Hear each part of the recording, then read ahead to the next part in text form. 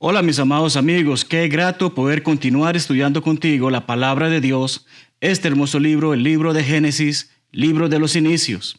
Recordamos dónde quedamos en la lección anterior. Quedamos precisamente donde Adán y Eva ceden ante la tentación de Satanás, ceden ante esa oportunidad que Satanás les dio de desobedecer a Dios. Y recordamos eso, lo hablamos y ahora estaremos tratando precisamente, retomando el texto, capítulo 3, versículo 9, y comenzamos a ver más detalles acerca de la caída del hombre. Así que entremos de lleno, abramos nuestras Biblias, veamos lo que el texto nos tiene que decir y analicemos la palabra de Dios tal como Él espera que hagamos, poniéndola en nuestros corazones. Pues bien, veremos que versículos 9 al 13 nos hablan acerca, si se puede decir, del principio, del inicio, del origen de las excusas. Porque vemos cómo estas personas han sido afectadas, estas personas han visto que efectivamente le han fallado a Dios. ¿Dónde estás tú?, pregunta Dios. ¿Dónde estás tú? ¿Es cierto esto? ¿Dios no sabe dónde están ellos? Claro que lo sabe. ¿Pero qué está esperando Él? Acción por parte de ellos, una confesión, algo que le puedan hacer saber, nos hemos equivocado. ¿Pero fue así? ¿Fue esa la respuesta que ellos le dieron? No fue así. Cuando vemos precisamente en el texto, Dios ya sabe dónde están, pero Él quiere que ellos confiesen su error. Comienzan las excusas. Tuve miedo y me escondí. Es lo que dicen. Tuve miedo y me escondí. A lo que Dios comprende y hace el comentario. ¿Y por qué tuviste miedo? ¿Qué hiciste? ¿Por qué te escondiste? ¿Quién te dijo que tenías que esconderte si todo esto ha sido dado? Vemos esta situación en la que estas personas están teniendo este altercado, están teniendo esta dificultad porque han aprendido algo que no conocían y reconocen su error. Pero continúan y se continúa la conversación. ¿Quién te enseñó que estabas desnudo? ¿Cómo sabes que estás desnudo? Te creé y nunca te di vestimenta. Pensamos en todo esto, vemos todo esto. Dios les está haciendo saber, confiesen, háganme saber qué es lo que han hecho, cómo se han equivocado. ¿Has comido del árbol que te mandé que no comieras? Dios de una vez les hace saber, yo sé lo que ha ocurrido, pero quiero que seas tú el que me lo dices. Y Dios espera eso de cada uno de nosotros, que le hagamos saber, nos hemos equivocado, discúlpanos, perdónanos Dios, aquí estamos para enmendar nuestras acciones. Ella me dio del árbol. Primera excusa. Adán no acepta su responsabilidad de que debió de haber estado al frente y hacerle saber a Eva, no comas de esto, sino que le echa la culpa a ella. Ella fue la que me dio de comer. Pero ¿quién abrió la boca para comer ese fruto? Fue Adán, ¿cierto? Tenemos también que Eva procede a decir, la serpiente me engañó. No acepta su responsabilidad de que fue ella la que fue y tomó el fruto y lo metió en su boca y lo ofreció a su marido. No acepta su culpa, sino que le echa la culpa. Fue la serpiente la que me engañó. Entonces vemos estas excusas y ciertamente la serpiente o Satanás no tiene ninguna excusa porque sabía muy bien lo que estaba haciendo. Como hemos estudiado, Satanás no quiere irse solo al infierno, quiere llevarse cuantos pueda con él. Pero está entonces en nosotros que estamos diligentemente estudiando la palabra de Dios, poder hacer la voluntad de Dios, aprender de ella y vivir acorde a ella. Lo cierto es que ambos comieron y por lo tanto ambos pecaron. Continuamos porque precisamente versículos 14 al 19 nos habla acerca de esa primer sentencia, ese primer veredicto, ese primer juicio. ¿Ves cómo todo se une en que este es el libro de los inicios? Todas las primeras cosas que ocurren, cuando ocurren, las estamos viendo aquí. Dios ciertamente es un Dios de amor, pero Dios es justo. Y Dios desea que precisamente actuemos en base a lo que Él nos ha hecho saber. Y como es un Dios justo, hubo una acción que debía ser corregida y toma las acciones debidas. A la serpiente, ¿qué le dice? Polvo comerás. Ciertamente sabemos que la serpiente es un animal que se arrastra y que siempre va a estar rodeada de polvo.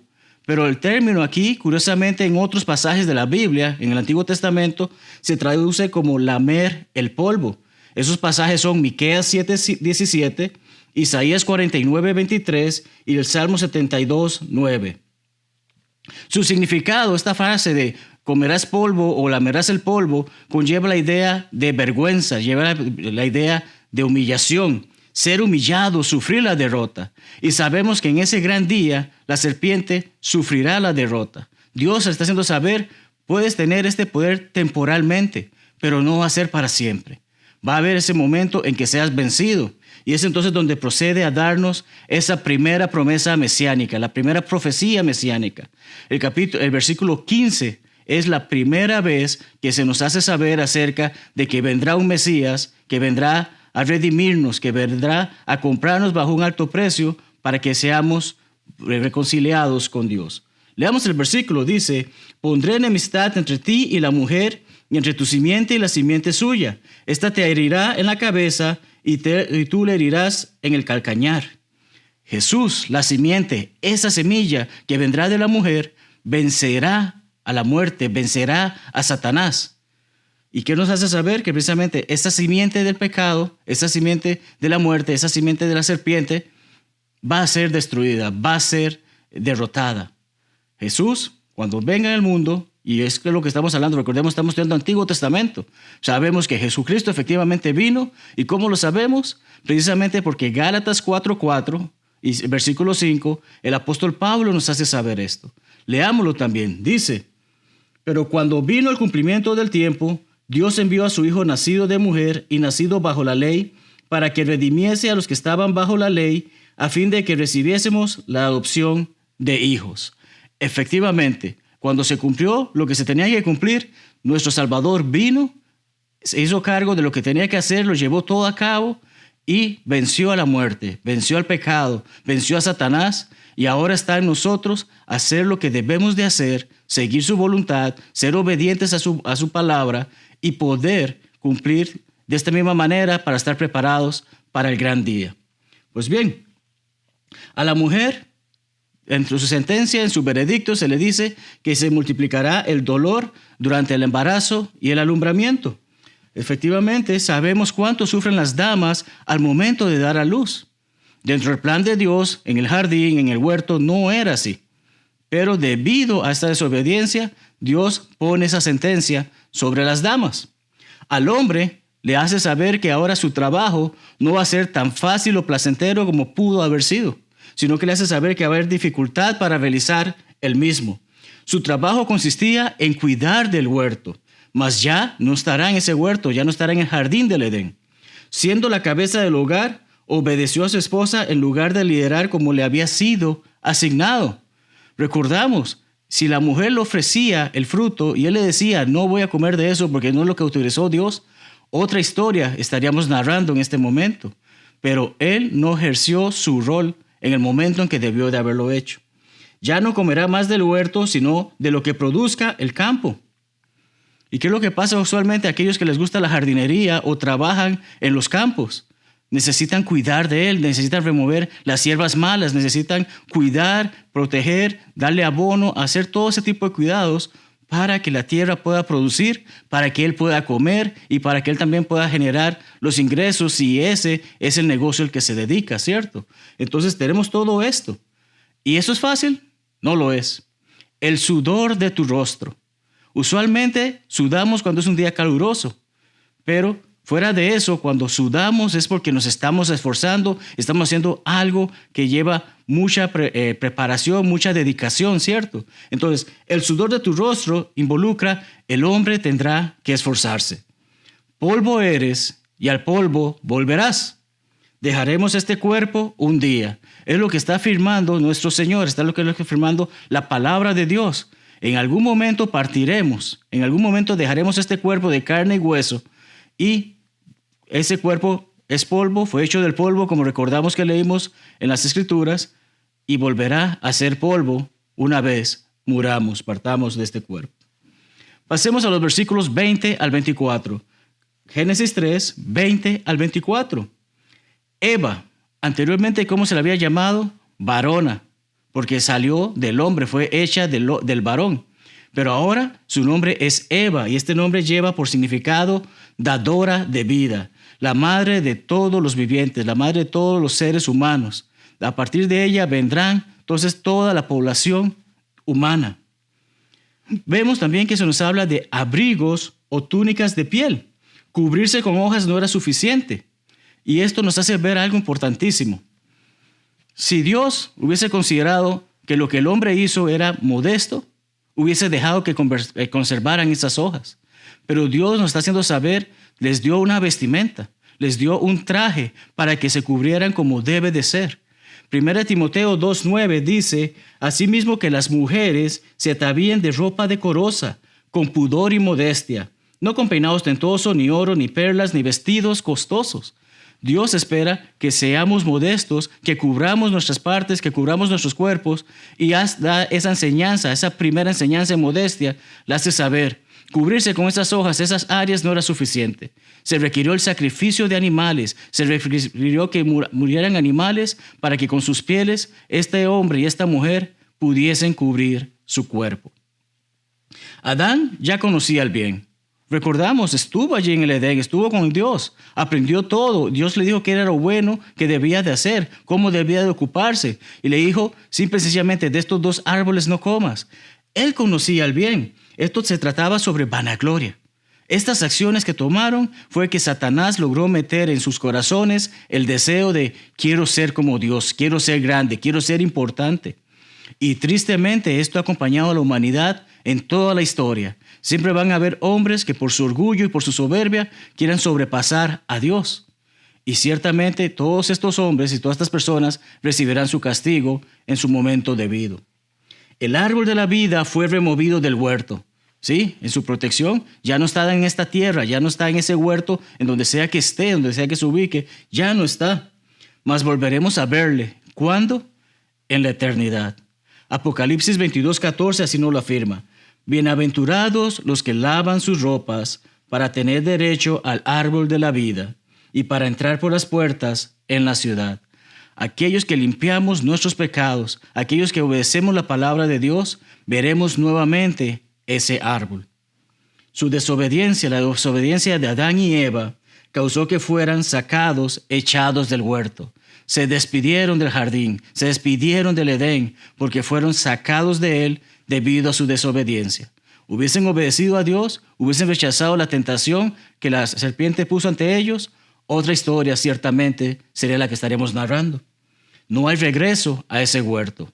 Como sabemos, habrá otro lugar al cual iremos cuando llegue ese gran día. Pero a ese huerto jamás regresaremos. Ni Adán ni Eva pudieron hacerlo, mucho menos nosotros. Quiero que meditemos brevemente en un gráfico que nos muestra cómo efectivamente esta fue una victoria para Satanás, pero cómo las mismas escrituras nos hacen saber acerca de esa gran derrota que sufrió Satanás. Y es que tenemos esa comparativa entre lo que ocurrió en el Edén y la tentación por la que pasó Jesucristo. Miremos el gráfico, dice de la siguiente manera. El pecado vence, tal como hemos leído en Génesis 3, 1 al 8. Pero el pecado es vencido, de acuerdo a lo que leemos en Mateo 4, 1 al 11. Vemos en primer lugar cómo la victoria de Satanás involucra a Adán, que es tentado. ¿En dónde? En el Edén. No tenía pecado, no existía el pecado. Adán no conocía del pecado. No había pecado en ese momento. Pero Satanás viene y le tienta, le pide que desobedezca a Dios, y la acción que toma Adán es desobedecer a Dios, y el resultado es la entrada de la muerte, la entrada del pecado. Pero a diferencia de Adán, tenemos a Jesucristo, a nuestro Señor. Cristo fue tentado en el desierto por el mismo Satanás. Satanás le pide que desobedezca a Dios. Jesucristo también estaba sin pecado. Y estando sin pecado, siendo tentado a que desobedezca a Dios, ¿qué hace Jesús? A diferencia de Adán, obedece a Dios, no se deja llevar por la tentación, y el resultado es vida eterna. Qué hermoso es saber todo esto, qué hermoso es poder ver toda esta información que estamos meditando y poniendo en nuestros corazones acerca de este hermoso estudio del libro de Génesis. Pasamos del capítulo. Ahora vamos al capítulo 4. Sí, capítulo 4. Vamos a progresando en nuestro estudio. Versículos 1 al 10 nos hablan acerca de la vida fuera del huerto. Sí, ya fueron echados del huerto, ahora están en la tierra. Y están en esta tierra y deben de seguir adelante, deben de prosperar, deben de continuar con sus vidas. Y vemos como una vez fuera del huerto, el inspirado escritor nos introduce a los hijos de Adán y Eva. ¿Quiénes son estos muchachos? En primer lugar tenemos a Caín, que se dedicaba a ser labrador de ovejas. Y tenemos a Abel, que era pastor, perdón. Caín era el labrador de la tierra, disculpen. Caín labraba la tierra y Abel era el que cuidaba de ovejas. Entonces, dos profesiones distintas. Nuevamente, algo más se introduce. Un principio, el principio de las profesiones estamos viendo aquí. Estos hombres tenían dos profesiones distintas, pero tenían el mismo compromiso de darle una ofrenda, de darle un sacrificio a Dios en agradecimiento a Dios. Los evolucionistas tratan de hacernos creer que al hombre le tomó miles de años aprender a labrar la tierra, pero vemos que desde el principio se nos hace saber ya estas personas habían aprendido y cuidaban de la tierra, cuidaban de los animales, y ciertamente hemos visto esto en las Escrituras. ¿Qué es lo que pasa precisamente con aquellos que defienden la evolución? Siempre su único objetivo es buscar ir en contra de las Escrituras y que las personas no crean en Dios. Entonces tenemos a estos dos muchachos, van creciendo, llegan a ser hombres, y vemos cómo continuamos leyendo que se establece un estándar con relación a la ofrenda. Dios espera que seamos dadores alegres. Dios desea que reconozcamos que nuestra ofrenda es un agradecimiento hacia todas las bendiciones que Él da. Él no requiere de nuestras cosas porque Él es el dueño de todo, pero nos está enseñando desde este principio, se debe de dar y se debe de dar con gozo, con gusto. Lo más gordo de ellas leemos, ¿verdad? Esto es lo que hizo Abel. Trajo de sus ovejas lo más gordo. ¿Está hablando que trajo la grasa de estos animales? No. Lo que está hablando es que sus animales más hermosos, más fuertes, más grandes, son los animales más robustos, son los que él trajo y sacrificó para con Dios. Caín, por su parte, lo que hizo es llevar de lo que producía la tierra. A Dios, como hemos dicho, le agrada una buena ofrenda. No necesariamente significa que la ofrenda de Caín haya sido mala, pero fue deficiente. No fue necesariamente lo que se esperaba de él en base a la gratitud que tenía de tener Dios, y vemos cómo Abel sí había hecho eso. Al decidir ignorar este estándar, el pecado entra. Así de simple.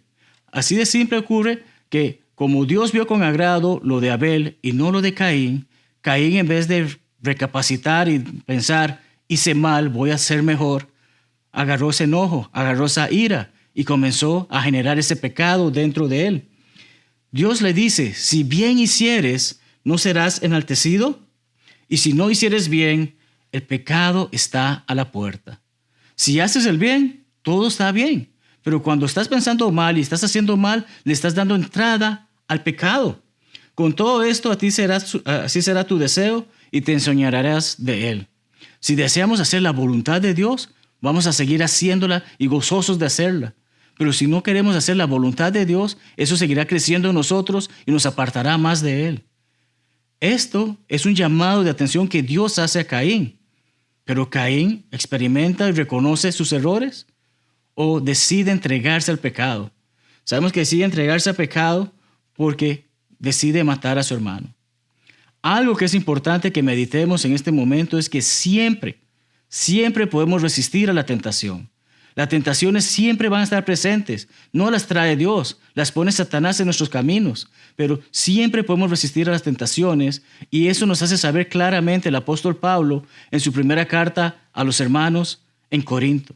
Leamos el pasaje juntos. Dice así: no os ha sobrevenido ninguna tentación que no sea humana, pero fiel es Dios, que no os dejará ser tentados más de lo que podéis resistir, sino que dará también juntamente con la tentación la salida para que podáis soportar. Ninguna tentación que no sea humana. La Biblia de las Américas lo traduce como que no sea común a los hombres. Eso que te está tentando en este momento, tienta a otros. Otros han pasado por eso. Otros han caído ante esa tentación. Otros la han superado. No es algo nuevo, no es algo que eres la única persona que lo va a experimentar. Pero con ellas, Dios siempre provee una salida. Dios siempre nos da la oportunidad de dejar esa tentación de lado y seguir adelante con nuestras vidas, buscando siempre darle lo mejor a Él. Continuamos con Caín y Abel, porque leemos que Caín no hizo así. Caín se dejó llevar por la tentación. Dios le dio un consejo, Caín no lo tomó. En lugar de prestar atención a lo que Dios le dijo, decidió llevarse por la tentación del pecado. Tomó la ruta fácil, como dirán algunos. Decidió entregarse a ese odio que había generado hacia su hermano y tristemente sabemos que acaba con la vida de su hermano. Dios, nuevamente, así como con sus padres, le da la oportunidad. Arrepiéntete, confiesa tu pecado, hazme saber lo que yo ya sé, pero quiero escucharlo de tu boca. Caín no hace así. Y entonces Dios, ¿qué le dice? La voz de la sangre de tu hermano clama a mí desde la tierra. Sé que tu hermano está muerto, su sangre me está hablando que ha muerto. Yo lo sé, esperaba que tú reconocieras tu error, pero no has hecho así. Es lo que Dios está haciéndole saber en este momento a Caín. Porque si algo es cierto, amados amigos, es que no hay nada oculto para Dios. Dios todo lo ve. Nuestros pensamientos, nuestras acciones, lo que hacemos en la privacidad de nuestro hogar, en la privacidad de nuestra habitación. Dios lo sabe todo e incluso lo sabe de antemano. No hay nada oculto para Dios. Dios que espera que vivamos para servirle, que vivamos para agradarle. Eso es lo que espera de nosotros, porque para Él no hay nada oculto. Pasamos ahora a leer versículos 11 al 16, en donde entonces vemos esta sentencia que le es dada a Caín. Estimada es a los ojos de Jehová la muerte de sus santos. ¿Se complace Dios con la muerte del ser humano? No. Dios desea que todos volvamos a Él. Él no desea que moramos y ciertamente no desea que tengamos muertes trágicas o que nos dejen fuera de su gloria. Entonces, este pasaje que escribe el salmista nos hace saber que Dios ama a aquellos, y especialmente a aquellos que han muerto haciendo su voluntad. Dios venga la muerte de Abel, no deja sin castigo a este hombre. El castigo impuesto a Caín por su crimen. Caín no muestra arrepentimiento, y esta es la parte más triste de estos eventos. Usualmente cuando regañamos a un niño por algo que hacen, por alguna travesura que hacen, ellos muestran ese arrepentimiento y nos hacen saber el dolor que están sufriendo porque comprenden que a través de ese castigo hubo algo malo que hicieron. Pero Caín no hace así, sino que se preocupa qué es lo que me puede suceder ahora que me has castigado. En vez de mostrarme arrepentido porque maté a mi hermano, ¿qué es lo que hace Caín? Simple y sencillamente, ¿y qué va a pasar conmigo ahora? Una marca le fue puesta. No sabemos qué tipo de marca, pero sí el propósito de la misma. Quien mate a Caín conllevará 7 veces ese castigo. Si ya el castigo de Caín era pesado, aquel que le llegue a matar llevará 7 veces más ese castigo. Quizás para muchos seres humanos las almas no son valiosas. Una persona que se dedica al vandalismo y mata a la persona que está robando no muestra temor o respeto hacia esa alma, pero esa alma para Dios vale y debemos de considerar que nuestras almas son valiosas para Dios. Veamos brevemente cosas que aprendemos de Caín y de Abel. En primer lugar, Dios quiere lo mejor de nosotros. En segundo lugar, Dios advierte y ofrece vías de escape.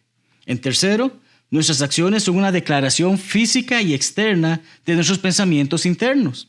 La cuarta es que el pecado siempre se llega a descubrir, siempre nos descubre. Quinta, el castigo no es lo mismo que el arrepentimiento. Y sexta, nuestro valor no está determinado por el mundo. Vivimos para servir a Dios, vivimos para glorificar a Dios, no para entregarnos al mundo. El mundo cesará de existir, pero aquellos que están con Dios y siguen a Dios tendrán vida eterna junto con Él. Versículos 17 al 24. Versículos 17 al 24 nos hablan acerca de la descendencia de Caín. Sí, nos hablan acerca de todos aquellos descendientes de este hombre. Nos dan información de cómo esto se convierte en una especie de nación. Están siguiendo esa descendencia porque nos hace saber que conoció a su mujer, edificó una ciudad. Por edificar una ciudad no necesariamente tiene que ser una metrópolis o una ciudad grande.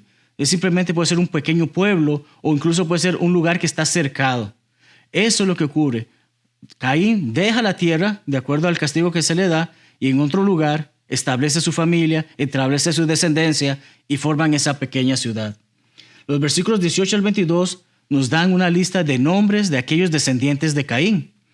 Uno de estos descendientes se llamaba Lamec y es donde encontramos el primer poema, la primera poesía, el inicio de la poesía. Y tristemente no es una poesía que nos deba de llenar de gozo, ¿cierto? Leamos porque dice, por ejemplo, el versículo 24, esto escrito por Lamec. Si 7 veces será vengado Caín, Lamec en verdad 70 veces 7 lo será. Podemos ver la arrogancia de este hombre como es mostrada. Algo que debería causarle vergüenza o incluso dolor, decide no va a ser así. Si Caín, el que lo mate, lleva 7 veces castigo, el que me mate a mí llevará 70 veces 7 ese castigo. Vemos cuál es tan grande es la arrogancia de este hombre. Continuamos precisamente porque los últimos versículos de este capítulo nos hablan acerca de un sustituto. Sí, porque Caín no está con sus padres, ha sido castigado y enviado fuera. Su hijo Abel ya no está entre nosotros porque ha muerto. Entonces, vemos que el texto nos dice, conoció de nuevo Adán a su mujer. Sí, conoció a Adán de nuevo a su mujer. ¿Significa que no la conocía, que no la había visto, que no sabía cómo se llamaba? No. Usualmente en las Escrituras, cuando leemos que un hombre conoce a una mujer, se refiere al acto sexual. Llega y tiene relaciones sexuales con su esposa, y al tener relaciones sexuales con su esposa, obviamente ésta concibe y nace Set. Y el nombre de este niño, Set, significa en lugar de o sustituto. Enos, hijo de Set, significa mortal, el frágil frente a Dios. Y se nos está haciendo entonces ese énfasis de que la humanidad es frágil, de que la humanidad puede morir, no es eterna en esta tierra. Polvo eres y polvo serás, como estudiamos, ¿cierto? Entonces leemos en el versículo 26, los hombres comenzaron a invocar el nombre de Dios. ¿Significa que antes de esto no adoraban a Dios? No, no significa eso. Lo que significa es que efectivamente empezó lo que era la adoración en público, reunirse para darle gloria, honra, alabanzas a Dios, darle el valor que Él merece en nuestras vidas de una manera pública, es lo que quiere decir esa frase que leemos en el versículo 26. Capítulo 5. Ciertamente hay muchos nombres, ¿verdad? Hay muchos nombres listados en ese capítulo porque lo que nos está mostrando es un recuento del árbol genealógico de Adán. Nos hace saber acerca de cada uno de estos hombres, sus edades y cómo se va dando ese árbol genealógico para que nos ayude a saber las descendencias que hubo. En las anotaciones del curso podrás encontrar esto, pero hablemos brevemente de Enoc. Leamos el versículo 24 del capítulo 5. Dice, caminó pues Enoc con Dios y desapareció porque le llevó Dios. Todos debemos tener ese deseo de ir con Dios, caminar con Dios, servir a Dios y que cuando llegue ese momento nos quedemos con Dios, que ya no estemos en esta tierra. Llegará ese momento en que por nuestra obediencia logremos hacer eso. Pero qué hermoso saber que este hombre caminó con Dios y Dios le decidió, no vuelvas atrás, ven conmigo. Muchos de estos hombres superaron los 900 años de edad, pero curiosamente Enoc no vivió tan largo. Vivió 365 años. Su hijo Matusalén, sabemos que es el hombre más viejo que ha vivido en esta tierra, 969 años, un tercio de la vida de los demás. Dios le recompensó con una vida más corta y le llevó a la eternidad antes. Estimada es a Dios la muerte de sus santos. Qué hermoso saber esto y llevar este concepto. Te espero en nuestra próxima lección, en donde tomaremos desde el capítulo 6 y te invito a que leas capítulos 6 al 8 para ponernos al día en lo que estamos estudiando y seguir adelante aprendiendo acerca de este hermoso libro, el libro de Génesis, el libro de los inicios.